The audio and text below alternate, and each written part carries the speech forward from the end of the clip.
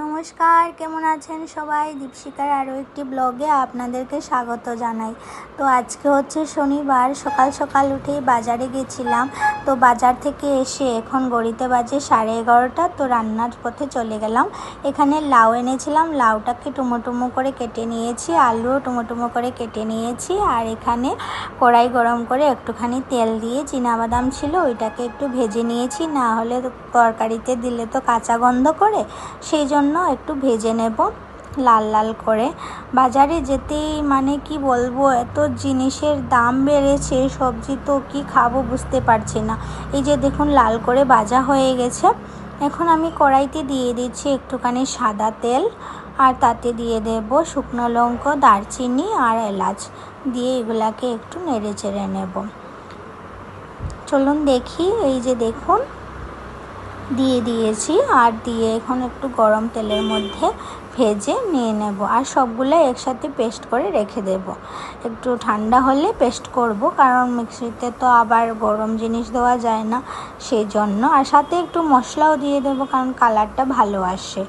তো এখানে একটু পাঁচফোড়ন দিয়ে দিলাম, দিয়ে লাউ টুমো করে রেখেছিলাম যেটা, সেটা এখানে দিয়ে দিয়েছি। লাউ আর আলু একসাথেই দিয়ে দেব, দিয়ে একটুখানি কষিয়ে নেব। তো লাউ থেকে জল বেরিয়ে আসবে, সেটা দিয়ে কষানো হয়ে যাবে, আর এক্সট্রা কোনো জল দিতে হবে না। যেহেতু তরকারিটা একটু শুকনোই বানাবো, কারণ লাউয়ের সাথে তো ঝোল দিয়ে ভালো লাগে না, সেই জন্য। আর এখানে রুটিন মাফিক মশলা দিয়ে দিলাম, লঙ্কা গুঁড়ো, হলুদ গুঁড়ো, লবণ, আর হচ্ছে ধনে গুঁড়ো আর জিরা গুঁড়ো দিয়ে দিয়েছি। দিয়ে নেড়ে ছেড়ে একটুখানি ঢেকে রেখে দেবো, যাতে এটা সিদ্ধ হয়ে যায় ভালো করে।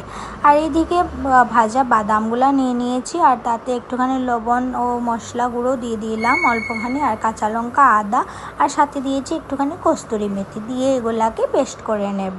পেস্ট করে এখন এইদিকে দেখুন এটা মোটামুটি সিদ্ধ হয়ে গেছে, আর তেলও ছেড়ে দিয়েছে গা থেকে।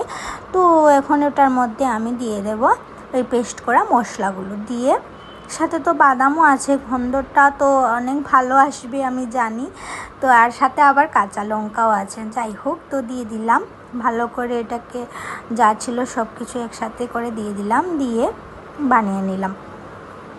তো বাজারে তো সব কিছু জিনিসেরই দাম বেড়েছে, কি খাবো বুঝতেই পারছি না। আর মাছ মাংস তো সব সময় খাওয়া যায় না, সেই জন্য আর সবজি বা কি খাবো, সব কিছুরই দাম বেড়ে গেছে।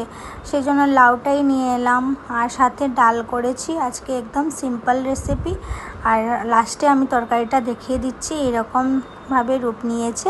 তো আপনারাও বাড়িতে খেয়ে দেখবেন, অনেক টেস্ট লাগে খেতে, সাথে কস্তুরি মেথিটা দিলে অনেক টেস্ট বাড়ে।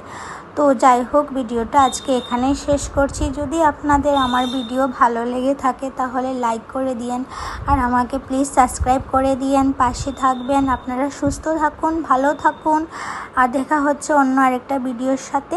তো ভিডিওটা আজকে এখানেই শেষ করছি, টাটা।